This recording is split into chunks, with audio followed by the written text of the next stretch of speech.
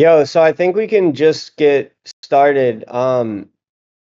Just to whoa, watch stream.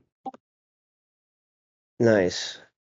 We've got Darlington from Monstercat on here. And also Tim, who helped code a lot of these contracts, that we're gonna be utilizing with Universe as well. I I admittedly have like floor bought a bunch of these relics and missed the mint. Tim gave me one and I liked them, so I just ended up buying a bunch of them. Um, because I think that I've said pretty publicly that like I don't buy that many NFTs based on the art. I try to buy them based on like the technology that's built into them.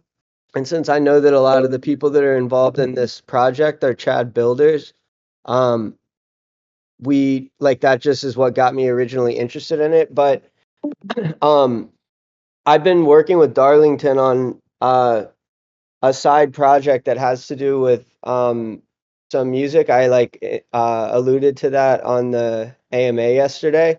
And so we were talking about the relics in particular. And honestly, I don't really think that people in the universe community know what Tim and Darlington built and like what's coming and how it relates to universe. But like we threw that party in New York City with Monstercat, I would expect that we're going to continue to do ongoing things with them because they're our boys. And so I wanted to take the time to let Tim and Darlington explain to everybody what the relics are and what they're doing with them. And I think I probably shouldn't talk too much because I'm learning along with everyone else.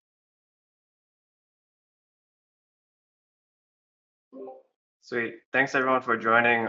If you guys could view Darlington's stream, I think he wants to give a little presentation on Relics as a whole to overview before we dive into what we really built together.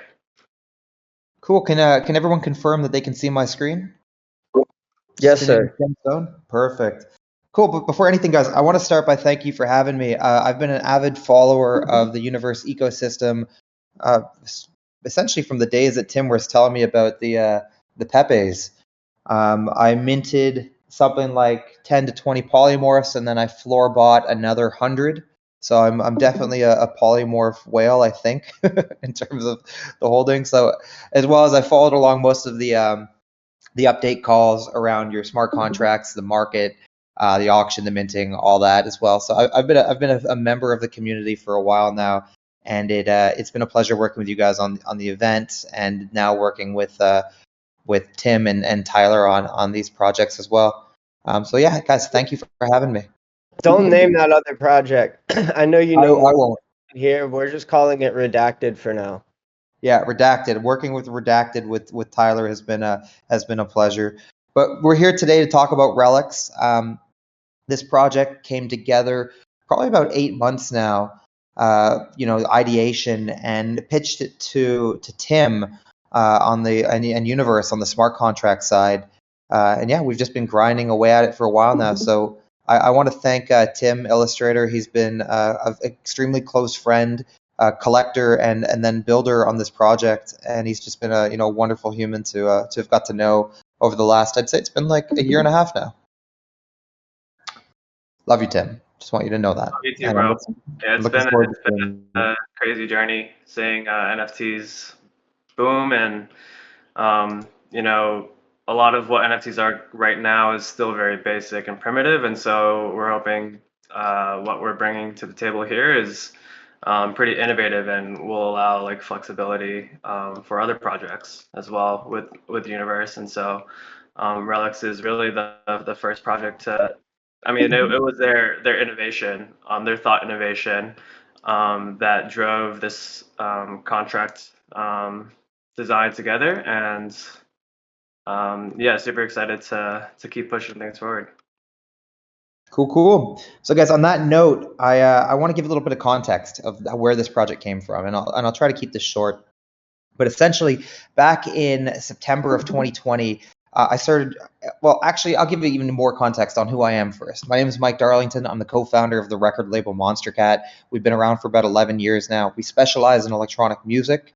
I'd say our biggest breakthrough artist is a guy named Marshmallow. He's done quite well for himself. And I'm a big advocate for new technology and innovation. That's enough of a rundown on Monstercat and myself. What's important, though, is this project. And this project came to be because back in, I'd say, September, August-ish range of 2020, I started having a lot of our music roster coming forward being like, yo, we're in trouble. The music industry at that time had just been decimated by COVID. This was at a point where nobody knew anything yet of what was going to happen, what COVID really was. All we knew is that all the festivals, all the nightclubs, all the shows, everything had been shut down, and essentially like almost overnight. So that revenue for artists, for musicians, it decimated the touring side, but also that affected their apparel business. It affected their management teams. We're getting a little bit of an echo right now. I'm going to mute whoever that is. Yeah, decimated the management teams, the touring, the agents, everybody was decimated. And the artists were coming forward being like, we need something new.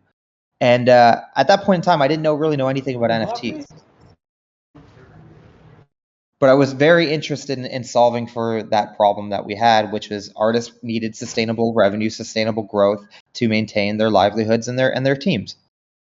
So early on, started digging, started looking at new projects. I tried a bunch of new things outside of the NFT ecosystem, building digital apparel in Roblox and throwing events in Fortnite, and then doing online education platforms.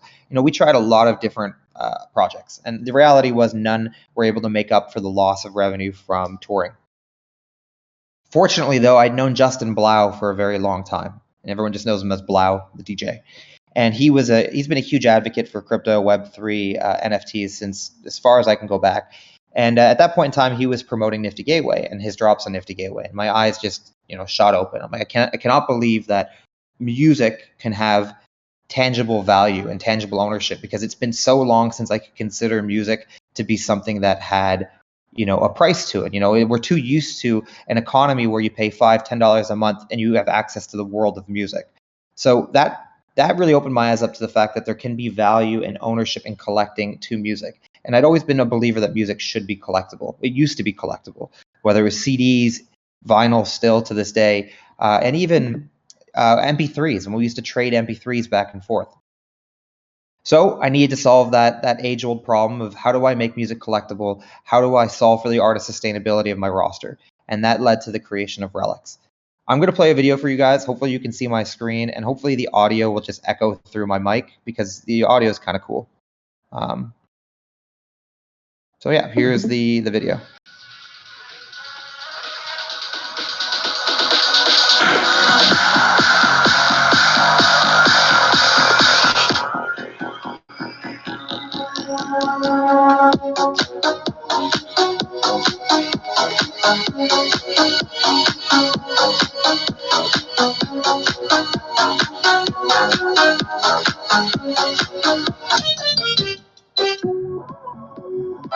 Hard to ignore.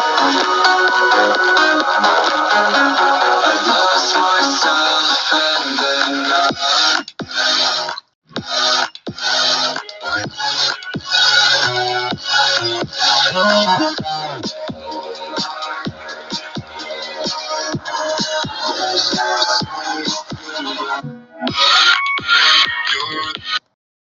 Oops.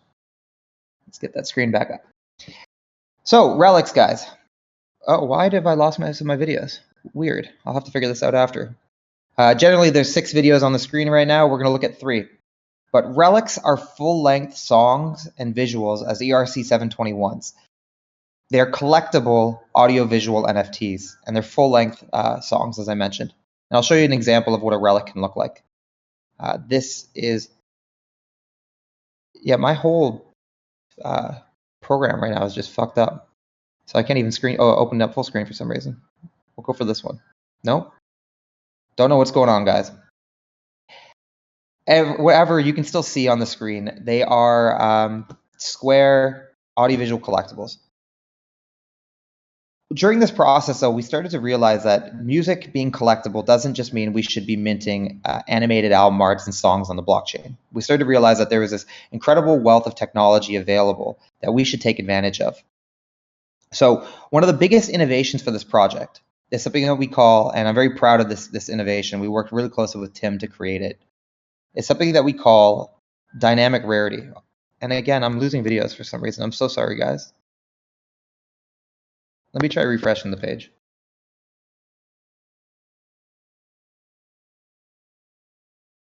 Didn't fix it. Not sure what's happening. Dynamic rarity, though, means that the rarity of the NFT can evolve over time. I think polymorphs are an amazing example of a dynamic NFT and dynamic traits. Well, consider dynamic rarity for a music collectible to be something that uses real world data. So I'm talking like the streaming data, the sales data, the merchant, the synchronization data, all that data. And that data is ingested and used into our and plugged into our algorithm, and it'll spit out and allow us to know when a song or a relic has reached a certain achievement. So in the bottom left-hand corner, you can see the quartz, sapphire, and ruby on the screen right now. A song or a relic that is a quartz that might go viral on TikTok, you might see the rarity increase to a sapphire or an emerald or a ruby, depending on how big the song gets. Essentially meaning that you as a collector can take a bet on an artist or a song and be like, I really believe in this act. I really believe this is going to go the distance. I believe this is a hit. I'm going to buy it while it's still a quartz. And if it does become a hit, as you guessed, it might become a sapphire, ruby, or even potentially an onyx, which isn't shown on the screen either, which is our highest rarity tier. I think on that note, just because we've lost a screen, I'm going to go into the AMA chat, or pre-AMA, I guess we're calling it, right, guys? Or is there another chat channel we're using? We usually use the pre-AMA chat channel, but yeah, probably the best one to put your questions in for anyone that has questions for Darlington. I'd put them in the pre-AMA chat. Cool. So we'll take a quick moment to chat about and answer any questions around dynamic rarity, because I think it's really important to understand this concept.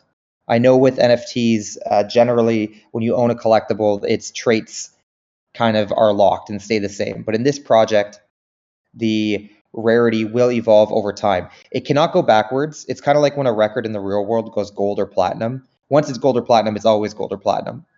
So you can't lose rarity. You can't lose that implicit growth. And I'll answer questions about the relic mint process and the numbers and everything as we get to those slides. Transmetal, so the amount of times a record is played will change the NFT's rarity threshold. Yeah, and that data comes from all streaming platforms, whether that song is on Spotify, Apple, YouTube, Amazon, all of those platforms where you receive monthly data for the songs, and that will be tied into the algorithm to update the gemstone rarity of each of the relics.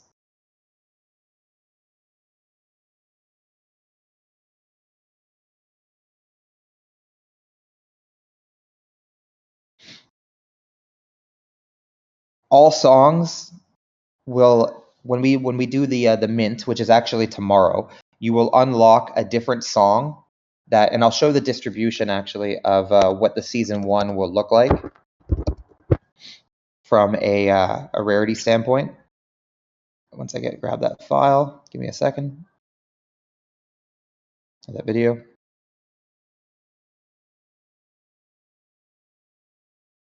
Yeah, in this video right here, I'm going to play real quick. You'll see the way dynamic rarity works, as well as the distribution of season 1 of relics. Because on mint, there will be a distribution between some being ruby, sapphire, whatnot. So yeah, take a look at this video.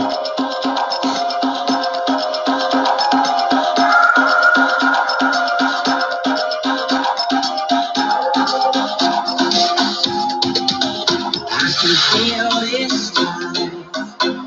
Broke my neck and I just wonder why. I'm burying this. I'm going to pause on that so you can take a look. So there'll be 64% of the season 1 distribution will be quartz, 22% emerald, 10% sapphire, 4% ruby, and 0% onyx in season 1.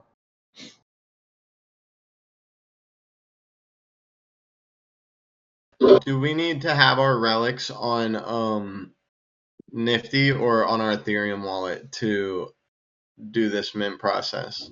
The relics tickets need to be on ETH, your Ethereum wallet. The mint will Okay, be nice. tomorrow.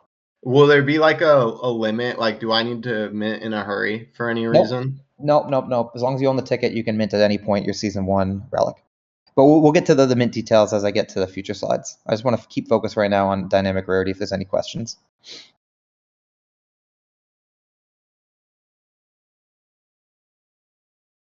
So this You should project, drop the link for the relics into the chat so people can buy them if they want, because Troy just swept the floor. Hey, You I also will got to tell us about giving out inside info here, bro. you. You guys also need to tell us about the jukebox, but I want to buy one first. Yo, Yeah, but you got- wait, before you buy from that link that they're sending, because if you go to Nifty, you can actually get them for a better deal. Like there's some listings on Nifty that are lower priced than the floor on OpenSea. So I'll send a link to that. Yeah, that's a good point, guys. That was a nice Troy coming in with the sweep and then announcing front Here it run. is. That's all Tyler. Well, he swept the wrong floor because you can still get good deals if you go there. all the right floors, Allie. I love it. So, guys, on the dynamic rarity, yeah, hopefully you guys understand this point. It's really important to this project. I think it's one of the most innovative components, and will give long-term collectability to this because it means that even if you minted something that was considered a quartz, the most entry level, maybe that's an artist or a song that's only getting say 10,000 listeners a month, maybe hundreds of thousands of streams. That you have a chance that artist blows up. And you think the music is amazing, and you believe in that artist could become a higher tier rarity over time. So it's one of those things that it might be better to, if you see floors at quartz versus buying like the ones that are already a ruby that are probably going to be priced substantially higher. It might be a better situation to actually be holding a bunch of quartzes that you believe, if you believe in the artist or the song itself, which I think is kind of a novel way to think about rarity. And yes, the tier rarity is up only. It can only go up. Now, just like in the music industry, there's no guarantee that a song is going to blow up. If anything, actually, most songs don't blow up in the music industry. So you are taking a bet on an artist, but at least you're doing it in a way that you're betting on the success of a musician and their future. Cool. So I'm going to get to the next slide, guys. If hopefully the videos are going to work again. Yes, they are working. So the other half of this project is what we call idols. So we first were talking about the relics, which are these audiovisual collectible NFTs with the dynamic rarity. We've talked a lot about that. The other part of the project are idols. Now, while we were building this out, had a realization that Monstercat's had a lot of experience building music into the video gaming and metaverse. We've worked with hundreds of games over the years, and we're an 11-year-old company.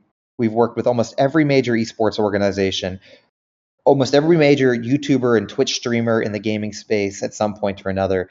And now we're working with some of the top publishers and developers. And those include, we do almost all the music for Rocket League. We do almost like a monthly activation in Fortnite.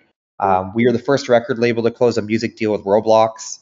We are one of the first record labels to close a deal with Beat Saber. And then our music can be discovered in like endless hyper casual mobile games that have tens of millions of players. So we've, to be frank, we've crushed it in the video gaming industry.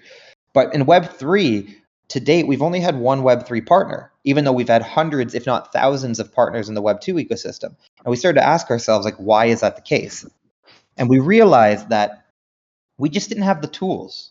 Our music before wasn't available on chain, and now it is with Relics. But also, we wanted to be able to provide tools to these partners so that they can actually have utility and function for these relics within the ecosystems, meaning that we wanted people to be able to take the songs that they own, the relics that they own, and actually incorporate them into their metaverse experience. So the first project that we launched for this was the Genesis Idol, which you can see spinning in the middle of the screen. It's essentially a jukebox. It's a smart-enabled 3D model that we've written the code that will check your wallet and see which relics you hold and allow you to play those songs in the metaverse. And here's a quick video of how easy it is. And the first partner we're working with is Decentraland. The reality is, though, I think we can build this technology into all the metaverse platforms and get really creative about how idols and relics can be integrated into the play to earn ecosystem as well. So we'll watch this video really quick. Can't full screen.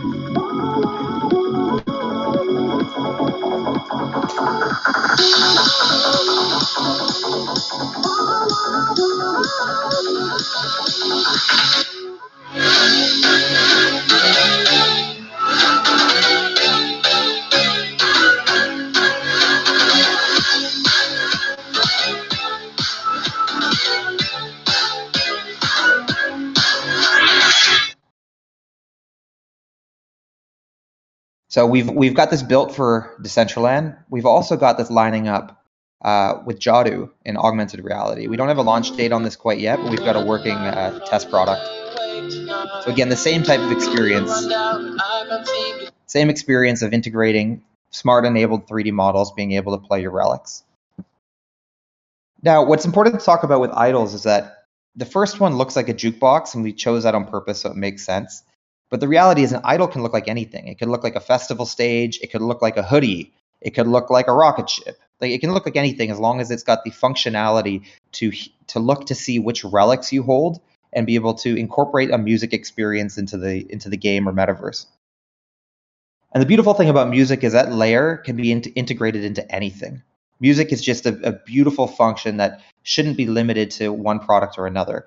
I've also started to consider what music as a layer could look like in, say, the PFP ecosystem. There's nothing that says we couldn't merge relics onto PFPs. So now your PFP has a theme song. There's nothing that says that when you win a game, a battle in Axie Infinity, there's nothing saying that you couldn't have a theme song play when you win that battle and showcase your theme song to an opponent that you beat. Again, music can be built into anything. And now that our songs and relics are going to be on chain, we'll be able to do those partnerships a lot easier. Let's do a quick moment of chat into the chat if you guys have any questions about the metaverse integration, idols, and the music functionality.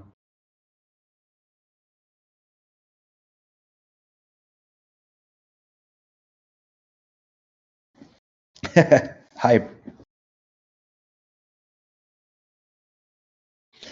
The thing that's important to think about is that, idols, again, they're really just a 3D model with code. So we can get really creative about that. We're truly not limited to any one ecosystem, any one game, or any one environment.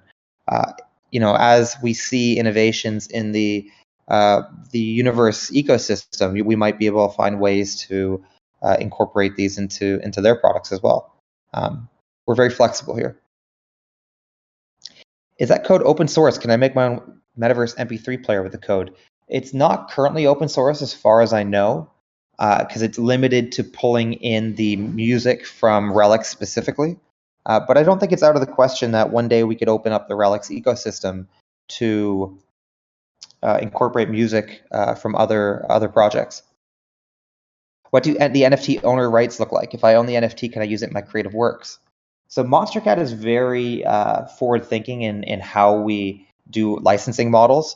So Transmetal, we've actually built out a platform that's a monthly subscription fee, only for $5 a month, that you can commercially use a large portion of our catalog. And I'm pretty sure, if not 100% sure, that all relics are in that catalog. So for $5 a month, you'd be able to use your relic in commercial creative works. Now, there's not saying that we can't figure this out in the long run, where it purely is being from holding a relic. We just don't have that built as of today. So we're going to use our old Web 2 ecosystem to be able to handle it. Cool. I think you guys get the point on the integration into of idols and relics. Again, reminding everybody, idols are smart enabled 3D models, and relics are the songs, the audiovisual collectible NFTs on the blockchain. So season 1 of Relics, we did the pre-sale, which ended up just being the entire sale because we had so much demand. a couple weeks ago. I think we had 6,500 raffle entries for 1,500 relics, so definitely oversubscribed. They sold for $199 each. There are 50 songs in season 1, 30 editions of each song. So yeah, as you can see, there's 1,500 relics total. And again, it's 50 original songs, 30 editions of each song. Oh, sorry, I had a call come in that just took over my screen. Happened again. Mark, if you're listening, can you tell Gavin to stop calling me?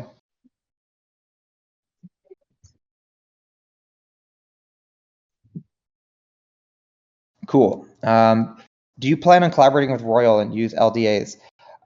It's not out of the question. I'm a big fan of Justin. I'm a fan of Royal. The challenge here we have, guys, is that these songs in this project are not like, they're not one-off songs for Web3. These are songs that have millions and millions of streams on all of the streaming services. So we can't just go back and do royalties on music that's already been released and change the deals. However, it's not out of the question for us to do a specialty season potentially with Royal, where all the music is built into that ecosystem. It would have to be new music. The streams do count retroactively because in season 1, as I showed you the distribution of the relics and the rarity, it means that if a song already has, tens of millions of streams, it's likely a higher, well, definitely a higher gemstone rarity on mint day. And again, the mint day is tomorrow. So back to what we were talking about. Season 1 is sold out. Mint day is tomorrow. So you can currently buy the tickets on Nifty Gateway and OpenSea. Huge thanks to Tim, who's been working on this smart contract. The tickets will be burned on mint. So you have to have your ticket in your MetaMask wallet, and when you connect to our site tomorrow to mint, it'll pull your ticket, burn your ticket, and you'll mint a random relic. Also, we talked about the Genesis idol early. The first idol we ever did, we sold on Nifty Gateway for $199.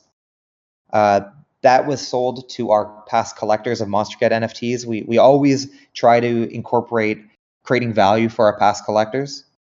And that currently sitting at something close to a $10,000 floor on the Genesis idols. Now, one of the reasons I think the Genesis idol is doing so well is we've guaranteed every season, thus like moving forward, the Genesis idol holders will be able to guaranteed mint a relic for free. So in some ways, it's kind of a yield generation, I guess you could call it, because it'll include all future relic seasons. So the Genesis idol is supposed to be kind of the grail piece in our ecosystem. As we develop out multiple seasons, we'll always look back to the Genesis idol and the holders as the people who took a really big bet on this project the earliest, and we'll always reward them in any way we can. So Genesis idols are the grail. And I'm telling you this because I feel like we've got Troy and Tyler about to front run the Genesis idols. So I've been front running everybody for days. So as soon as I found out Tim wrote the contracts, I've been buying them. I'm so sad I sold mine. Honestly, I don't even like it's pain right now listening to you talk about it. Well, yeah, there's always future opportunities, future chances. But I appreciate that you guys believe in this project. I do want to mention that again, all the musicians and the songs on this platform, they aren't like royalty-free artists or AI-generated songs. These are songs from artists who play some of the biggest music festivals on the planet, tour around the world, like already have millions of streams on their music. They're all recognized artists signed to the label. The future, though, of Relics, I do want to talk about this, and I haven't talked about it in a lot of places before. The future of Relics is an ecosystem that we can open up to other record labels, not in the sense of like this is a marketplace, more in the sense that it's a collaborative partnership that we could do. We could have a Mad Decent X Relics, potentially. I'm speaking out loud, where we bring in as a partner and a collaborator another record label. And then that's not a confirmed partnership, by the way. It was the first record label that came to mind. But I really want to scale in that way. Monstercat will always have seasons within the Relics ecosystem, but we also want to bring in other record labels and their own artist roster. And I think that's how we make an impact to the music industry as a whole, not just the Monstercat label community. Now, we always try to think about scarcity in this project. I know that we probably could have sold substantially more relics on the mint. As I said, we had 6,500 entries for 1,500 relics. Actually, it was less than 1,500. It was 1,200 relics because 264 of them were airdropped to our idle holders. However, we've seen what happens on other ecosystems that have over-minted and scaled too quickly. We'd rather build this ecosystem over time. We'd rather consider the value of our collectors on any decision we make. Because I've been burned on a personal level. I was an early NBA Top Shot collector. Early minter of all things Nifty Gateway. And there have been times where there have been way too many mints, and we're just going to be careful about that as we scale this initiative. So season 2 won't be for another few months at least. And even then, it won't be substantially higher in terms of the mint count. We're not talking season 2, 10,000 mints by any means. We really want to be careful about this. Now, this is kind of Tim's slide. Actually, Tim, if you're here still, I'd love for you to talk about this slide. Hey, yep, still here. Okay. Cool, yeah. So, just I guess a quick background about myself. I haven't really joined too many AMAs, but I am co-contributor to Universe, and been kind of steering a lot of the innovation. I deeply understand NFTs on the technical level and what's possible, and so what we did here was the storage of the metadata is actually on chain, and by doing so, it opens the doors and possibilities of being able to update the metadata. A lot of NFTs currently, basically all NFTs are storing their the metadata on like IPFS or Arweave.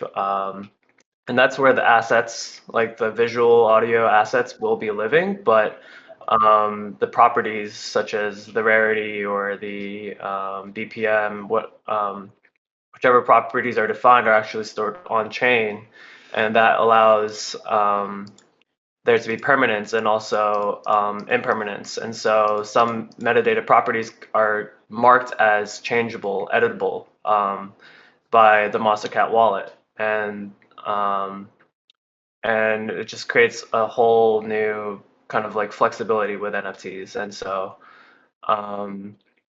that's storage and properties, and yeah, so random. The NFTs upon mint are actually distributed randomly immediately, and a lot of these 10K PFP projects are doing this reveal period where the order of all of the NFTs are already predetermined, but then they randomize after all of them are minted. And then so the index, the starting number 1 NFT gets randomized. Say it's like number 7,500. And that it becomes the first NFT. And so all these collections and all of the way people are launching NFTs are kind of this reveal period, but we actually have on-chain randomness. So when you mint, you randomly get an addition to NFT. And this is all possible because the metadata is on-chain and is stored on Ethereum. There could be some questions about the security, and like some people know that on-chain randomness is not the most secure, but it's still just taking into account like how the uncertainty of when people are minting, it's still sufficient in order to randomly distribute these NFTs. And so when you go to burn your ticket, you'll be getting a random edition and a random relic immediately. And we don't need to talk about the splits, though. I know that we're still working on those details. Yeah. Cool. Thanks, Tim. Yep. Guys, Tim and Universe have been they've been proponents of innovation and innovation of smart contracts, innovation of technology from day one. I've truly been impressed that they don't do things the way that the rest of the industry is doing it for that day, because they're always thinking 6 months, a year in advance. And there's still some innovation you guys have done that I haven't seen matched anywhere else. So very proud of the work that you've done, Tim, and building in this smart contract. And I hope we can continue to innovate it out in the future.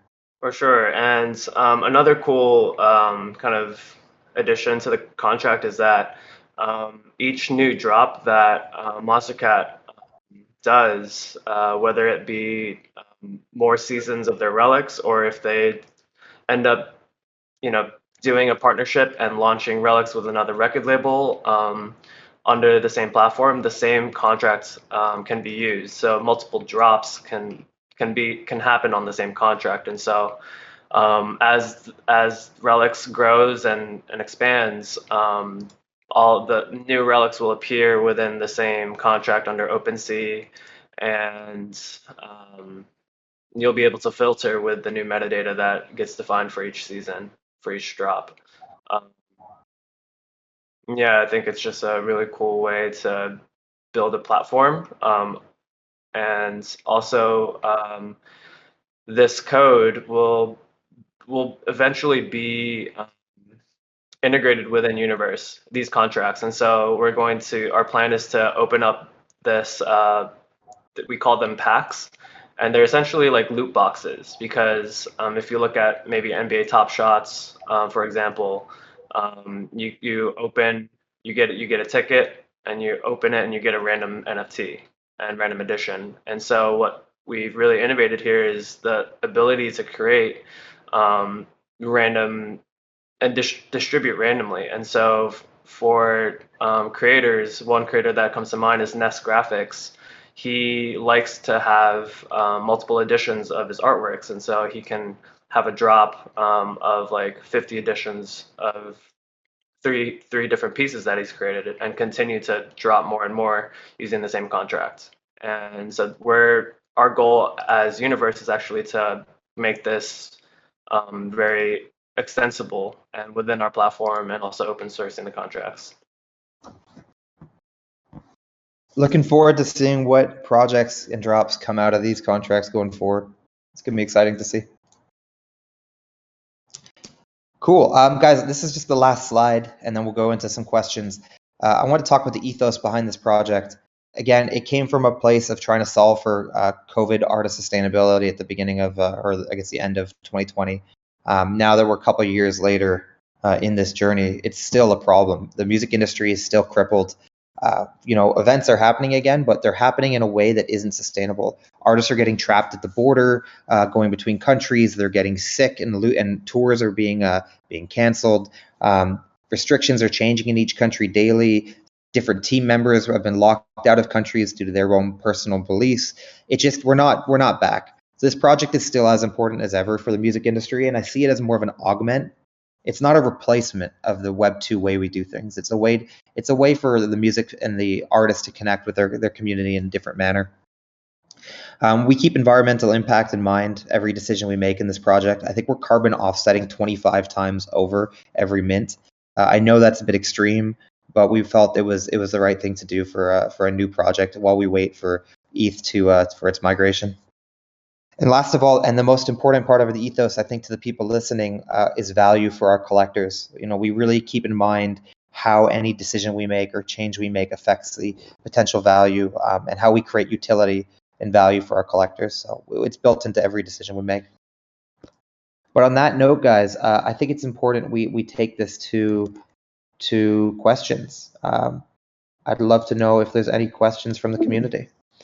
Gone over a lot. I know it's a whirlwind of information, but I'd say the major takeaways, guys, this is collectible music with a new type of rarity system that evolves based around how songs are performing in the real world, or how many streams are getting in the real world. That's the easiest way to say it. I know it involves other things, and that these songs can be used within the metaverse based around the partnerships and the technology we're building. And hopefully our 11 years of history with Monstercat shows that we have the capabilities to build these partnerships and incorporate music into the metaverse.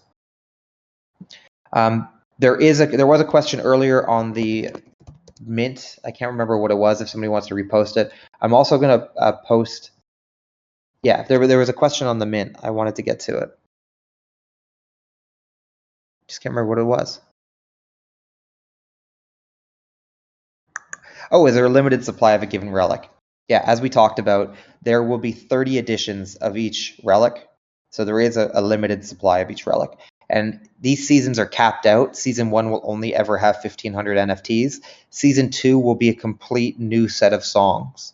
So there will only ever be 30 editions of each song in Season 1. And we will not reuse songs or reuse album arts in future seasons. Sometimes I like to kind of pose this question, and I'm always really curious coming from collectors. Where's your concern? Like, what makes you feel like I'm not sure if I want to mint this or I want to purchase it? And maybe I can answer that question. The thing for me about the idols is I don't really think that Decentraland and Jadu's AR, both of those realms, are going to be highly used like in the future, just knowing about the projects I know about. Yep. So I really think that people would love to see like you guys pushing for Sandbox and Fluff World specifically, especially considering how connected you are to that community.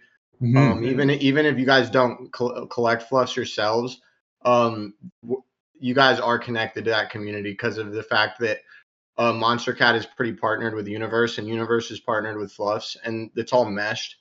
So I just think it makes sense to try to push to get these in Fluff World, especially considering how music based the Fluff World NFTs are. Like, it just makes sense to me. I wasn't trying to hate on Decentraland too. I just don't see people using that platform that much in the future as more fun types of games come out. I see them using more places that are, if it's decentralized, I see Sandbox becoming more popular because a lot of more big corporations basically are going for locations in Sandbox. But as far as like gamed out, like actual games, like Sandbox is going to be more of like a place for people to build whatever they want. Let's say it's not going to be like competitive gaming, but places where there is competitive gaming aren't going to be on Sandbox, and they'll probably be used more than Sandbox. So it will be important, in my opinion, to keep that always in the realm of thinking, like what other metaverses can we integrate this idol into? Yeah, and I want to cover that concern. The first platforms that we've listed are because they've already been completed or they're near completion. We take the perspective as a brand that we don't like to share like these huge overarching roadmaps that are like we will do this or we want to do this without like actually having a process in place. I do want to say, I'm pretty sure I'm able to say this. We have a direct line to the founding team of Sandbox. It's highly in our interest. There have been some emails back and forth. We're still early on in that process, so we are committed to trying to figure that out. And in regards to the Fluff World, I adore the Fluff World. I love the Fluff World. If the Universe team wants to bridge that gap between, I don't know the team behind Fluffs. I don't know their vision around Metaverse. So if you guys want to bridge that gap, I'll commit to putting the time to try to build that out. I didn't realize that you were not have never talked to like Aaron or Alex or Jesse. I can definitely get you in contact with them. Perfect. Yeah, if you want to put us in touch, I'll put my partnerships team on trying to figure out how to build idols and relics into the Fluff ecosystem. The reality is, guys, music can be built anywhere. There's nothing that says like one platform or another we should have music integrated. It's more about what their dev resources and rollout schedule is. But I'd love to contribute, and I know the Fluff team loves music. It seems like that's a huge kind of driver of their project. But yeah, I'd love to build into the Fluffs. Great question, though. Thank you. Awesome question. Yeah, I appreciate the feedback. Relics ticket, idle versus public. I don't really know what that question means. You do need a ticket to be able to mint Season 1. There will be no public sale for Season 1. We were completely oversubscribed in the pre-sale, so the whole season sold out in the pre-sale.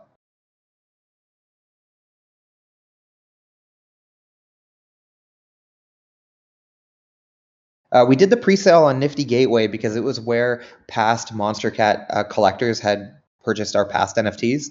So we wanted to reward and have a collectors-only raffle for those collectors as well. And now those tickets have been pulled off of Nifty Gateway, and they'll be mintable from your MetaMask wallet. Yeah, it was a great way to save gas too, because Nifty doesn't charge a mint fee, doesn't charge a fee to pull your ticket off the platform, and then you can take your time to mint your relic. You know, if gas drops down to 50 guai, you know, mint your relic then. You know, there's no rush here. One ticket equals one relic.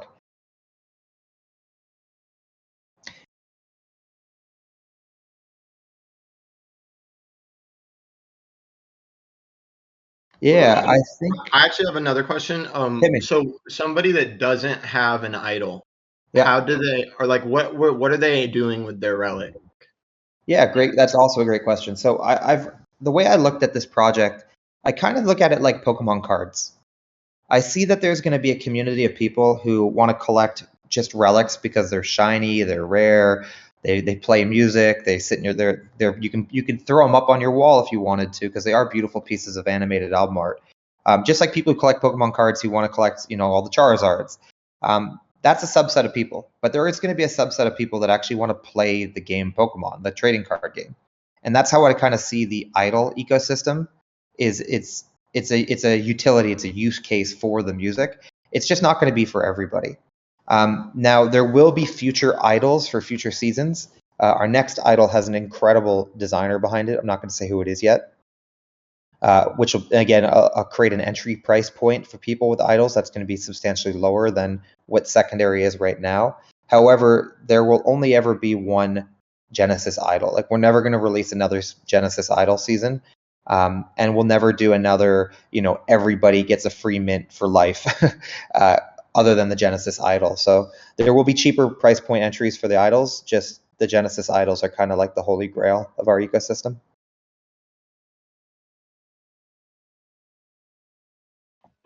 Yeah, I'll probably end up buying another one of those. I honestly, when I sold it, it was because I was like panicking because I was trying to buy like something rare in like another collection, and I ended up getting it, and it did provide value. So now that I feel like I should just get back into it because it's not like that just expensive for me now. When I sold it, it was a lot of money for me at the time. It was honestly awesome because I did buy the Jose Delbo thing and with the RAC, Yeah. just to try to like show love and support, like really expecting nothing out of it. Like I just held it when that drop came. I minted it and I was like, this is cool how Tim did the code on it. And and when I sold it for 1.2, just thinking that I could maybe like buy another dip, and it kind of like never dipped. But like at this point, I should just buy another one for what they're at because it wouldn't hurt my pocket that much. Like back then, it helped a lot, and at this point, like I need to just get a new one. That's awesome. I appreciate that you were able to. Did you mint it, or did you purchase it? I got it for $200 because Oh, nice. I had the Jose. I own the Odyssey stuff. I have the vinyl. Oh, hell yeah. Yeah. So that's dope. I still have the Odyssey piece. I'm never gonna sell that because that shit is so cool. But yeah, I did sell the relic just because I was like, I wasn't really using it, and it was a lot of money at the time. So I was like, okay, I regret it now. Like that's what happens every time I sell an NFT. I'm like, why? I regret it. I sold it. I used to be in Bored Apes. I'm not in that project anymore too because I sold mine. And ever since I sold it, I was like, I kind of regret it, but I did shit with the money that made it where it was worth it. But like, still, I'm not in the community anymore. So I've learned that you always need to get more than one NFT and you don't want to sell your last one especially if it's a project you like. I hear you. I hear you. Yeah, I've made that mistake a few times, but yeah, guys, the reality of I think the thing I want to take away from the story you just told, we always consider our collectors and our past collectors. By you supporting the Jose Delbo project, you were able to mint for $199. You were able to flip it for $4,500 or whatever it was. And now they're sitting at close to a $10,000 floor. Like, we always try to look back to see our holders.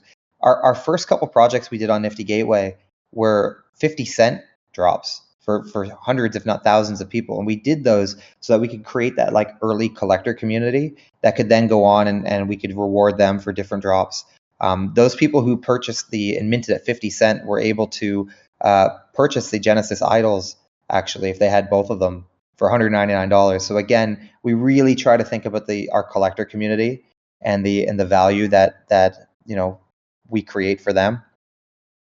Yeah, we took the Beeple strategy on the early days, and we've really tried to consider those early adopters ever since, and we will continue to do that. Cool, guys. On that note, if there's any last couple questions, let's get them in. We've been here for almost an hour now. Let's try to sneak them in. By the way, while you guys are writing down questions, I'm going to show you my Clown Charles. I'm very proud of my Clown Charles. Give me a minute. If we overlooked any questions, you can drop it again and we'll answer it. How can we integrate the music from Redacted into the relics? Is that even possible? Probably not, because they're not being globally marketed by the record label. They're not going to receive the algorithm isn't going to, they'll get stuck in the rarity algorithm unless the web, because we do incorporate Web3 earnings into that algorithm. So unless they really exploded in value in Web3, they would potentially get stuck at the entry rarity. Okay, but when I build the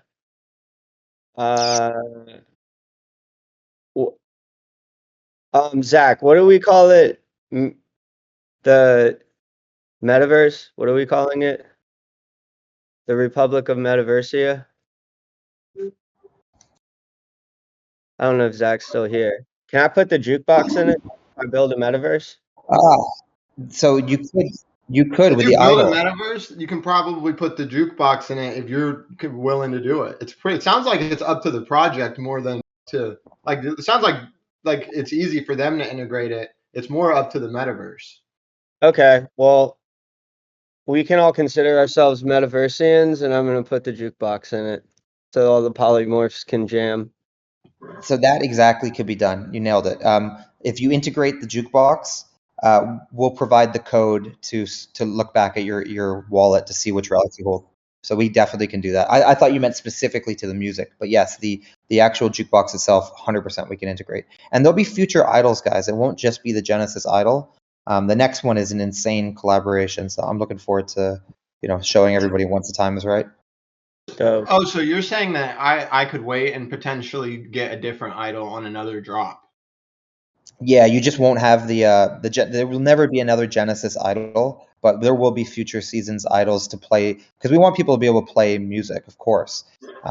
We just can't, the Genesis idol is kind of our special edition one. The Genesis idol, the difference is that it will always be like the main whitelist, kind of like the Jadu Jetpack. In some ways, yeah. And I'm sure we'll find other ways to bring value to the Genesis idol collectors as well, but we'll get creative over time. I just really want to make sure that there's always that that grail piece of any project, any collection, and I think the Genesis idol is a good one. Yeah, I agree. Relic Season 1 whitelist. Yeah, that's a great question. That is an amazing question, and I'm going to say, what I consider, I will try to see if there's a way that we can have allotments so that there's still space for the general public, because I never want to make this a completely closed ecosystem, but I would definitely work to find a way that increases either guarantees or increases the likelihood of relic holders to be able to mint the Season 2 idol. We'll work on that. We haven't really put thought yet into exactly how we're going to roll it out. I just, again, my ethos is always support your collectors, support the people who believe in your project. So I'm sure there's going to be some way we can do it.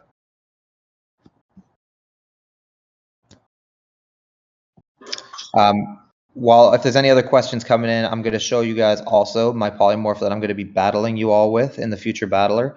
I'm going to take all your ETH. I'm just putting that out there. You guys are going to lose all your ETH to this battler. He's quite strong, as you can see. Oh yeah, this is a good one. Yeah, you're in trouble.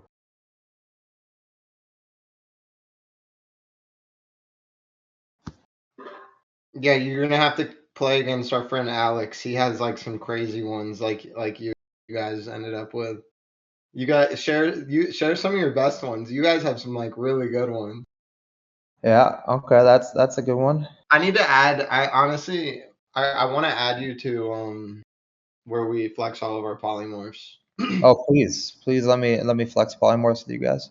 That's where you can talk to the fluff people too. Yeah, I honestly want to add you to that.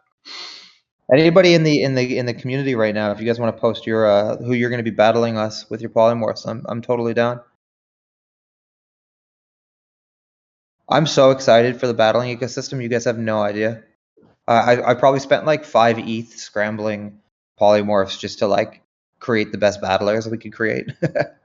But it ended up didn't one of you guys sell one for a 20 ETH though? That was like our highest sale. That's kind of a big, I feel like that was Yeah, that was we Mark sold one for 20 ETH and I sold one for 13, 12 or yeah, 13. that's amazing. So it ended up being worth it. You know what I Oh, mean? Spending 100% money worth it. scrambling, that was worth it. 100% worth it. Nice. You know what I'm saying? Like, so everyone who was like thought this scrambling might like I know there's some people who are like, why would I waste my money on this? Looks like it was not a waste of money. Definitely not. And it was fun. We'd have all these calls where we just hop on the call and start scrambling together. I was on the call when Mark scrambled the #1 rarity, or I think it was #1. Yeah, it was #1 rarity. And like he was freaking out because we were at something like, what was it, Mark? Like almost an ETH for your last scramble. It was so expensive. And that's when you rolled the bow, and it was 0.64. It was getting like really expensive. Didn't he sell that for like 20 ETH though? Yeah, he did sell for 20 ETH. It was the #1 sold for 20 ETH, which was pretty awesome. Yo, the scrambling's turned off right now, but I think my next scramble, I have a Tom Brady polymorph that has almost the full set. All I need is the pants. But I think my next scramble is 0.68. I've been trying to get the pants, but the polymorph is already ranked, I think, like number 68. Oh, wow. 62 or something. So I'm really thinking like Tom Brady morph is about to be. And he's got a red lightsaber, so because Tom Brady's definitely a Sith Lord. Dude, the football ones are good ones. I like the football ones. Wait Cool, till guys. wait till we drop a game that like you guys set your guys up to be in these battle games, and you didn't realize we were gonna make a sports game too. No, I didn't. We don't really have a sports game being made yet, but we could. You never You know. absolutely should. You work with League now. We do. You know what There I'm we saying? And it go. would be funny to watch the polymorphs play some sports. Yeah, between like League Dow or AFA. That's That is awesome. hilarious. This last polymorph I just sent is one of my favorites. It ended up being one of the rarest, and I just bought it because I thought it looked cool, but I bought it like way under mint, and it ended up being one of the rarest polymorphs. It actually was the rarest for a minute, and then we actually changed the rarity to reflect the full sets more, and then Juicer's like hopped right in the #1. But some of those double, there was a slight bug with like the double hands weren't weighting enough. So like some of those double soccer ball clown Charleses were like, I think #8. It was kind of interesting how it changed it so much, but this one still was pretty rare. Any rarity is subjective. So our rarity was community based, like what the community wanted it to be, and what they basically wanted it to be was matching sets. You know what I mean? Yeah. So we had to fix the. And when after you the think about it, community that's the thing that other rarity tools are lacking. Like they account for these trait counts, which basically gives a boost for NFTs that are naked if they have like low trait count. But that's only one matching set. So why is this one matching set naked getting a boost when you're not accounting for all the other ones. So it was a good point that the community made. So that's why ours is a little like dynamic like that. And I think other projects need to consider that more, or like the rarity tools actually. They in my opinion, the reason they don't is because they don't want to have to get the input from the project, and they're just trying to do it as fast as they can. But having a rarity tools that's like dynamic and working with the project to consider matching traits is the only way to get like an accurate representation. Because like if you look at a project right now, like the naked ones are more rare than everything else. But like what if your NFT is all gold? It should be getting a boost for that, but it That's doesn't. another thing that our rarity does account is like if you had a fully naked morph, that is actually a full set, so it would be just as rare as like a full armored, like the one Justra had sold, which had like the full Spartan outfit. It would be just as rare, but there's just I don't think there's any even close to being naked. I just bought 3 morphs off the floor. I just bought that corn gun bong guy. Y'all got me hyped. Looking And I forward bought to a the bunch of mints, relics or on the to call. the battling. It's gonna be lit. I bought a bunch of the relics tickets too. I appreciate that, guys. It's crazy how like the support we've had from the different collectors communities and DAOs and organizations, like it really does mean a lot to us. This project, only just realized right now, there's only 20 relics tickets total listed on OpenSea. I Like don't actually know if people I are got diamond handing. because OpenSea just crashed. Oh no, Yeah. that's a big reason that I bought like just now. Like I was like kind of, I don't know, but I just like had ETH hit my wallet like this morning, and so I was like when I realized the call was about to start, I was like, oh, I need to get these real quick before there's a little sweepage, because there is only like 20 listed. Like you know what I mean? So that is super diamond hands. So people are holding these. Like if there's just a slight sweep, they're unobtainable. Well, I'm just, guys, here's my commitment to you. This is a multi-season project. It is, it's going to be one of those ones where we just build and build and build and drop new partnerships and new innovations over time. I don't know if we're ever going to see the instant everything is 10 ETH plus, but at the same time, like, I don't think that creates sustainability. And that was our main ethos here, is building a project that has sustenance, that really makes an impact for our artist career. And we're going to do what we can to make it something that continues to grow over time. I think that's one of the things I loved about the Fluff World, by the way. The Fluff World, that project just had such a organic community growth, value growth over time. It was never like overnight, suddenly everything is 10 ETH and it's all unattainable. It was like you really had about 100 different times you could have entered the Fluff World community and grow with the community. And I think that that's a really healthy way and sustainable way to grow. Yeah, like literally Right now, in my opinion, it's a 0.2 great time to for buy a fluffs. month. What'd you say, Mark? I said that, yeah, I mean, he's absolutely right. I mean, the fluffs were like 0.2 for, I want to say like a month or two before they really like went to 0.3 or 0.4, and then they stayed there. I mean, those are pretty obtainable. And then, I mean, before you know it, fluffs are 1.5, and now they're 4, and then they're at 9, and then like, damn, like I always should have bought more. I bought fluffs the whole way up. Like I bought one for 60 recently. I think right now they're at a super good price. But yeah, like you guys are definitely right that it's been super organic. There was a time when Ethereum, or like not Ethereum, but NFTs in general, like I collect so many different collections, and like almost everything in my wallet, it was around October and November, just dipped a lot, and the fluffs just didn't. They stayed at like 0.9, and they actually gained value while all these other NFTs were dipping. And then yeah, I mean, I just kept buying as much as whenever I can on those. I still buy. Right now, I'm trying to save up to get 15 ETH for one of the Snoop burrows, because people are like paper handing them. They're the same situation where there's only like 20 listed. You know what I mean? It's like, what are you guys doing? But yeah, I think that the key is what you guys are talking about, is always keeping it. I I don't know. There's no really key to anything, a rule that applies to all, but it is always nice when a project can make it to where it can onboard new people for an affordable price. I think that is always like cool for projects. Sometimes it's impossible. Like there's no way Bored Apes are going to release something that like people can just buy for point like one or something easily. But you know what I mean? For as long as you can allow it, it's cool to do. But yeah, sometimes in NFTs that just kind of ends. Like it's hard to always keep an opportunity for new people to enter. You got to sometimes be early on to have access to those drops. Absolutely. Well, and that's kind of the exciting part about this, though, is we're always hunting down new projects that are innovating, and I hope that's something that we see occur more and more often. That it's not just like the latest trend of an art style or a PFP project, but like we start like as a community, we really start to question what's being created here, where is this going, what new technology is being built. I think that's a really important thing front and center to keep in mind. And Tyler mentioned it right off the beginning, like when he mints or when he purchases, it's projects he believes in the tech.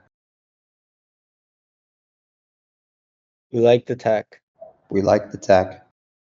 I'm gonna Cool, hop guys. out. On that note, I gotta hop out. If there's any like final questions before I go, I'd love to answer it now. But again, Tyler, Mark, Tim, Troy, everybody who supported this, I really appreciate you guys, and thank you for bringing it together, and thank you to everybody who just majorly swept the floor. I can't believe there's only 20 listed on OpenSea. That's wild. Yeah, thank you so much for having me. Likewise, sir. We love Always you a guys. pleasure. We like the polys. We like the universe. Yeah, anytime you guys need help with something, DM me or Telegram. Cool. Sounds good. Yeah. Later. Yeah.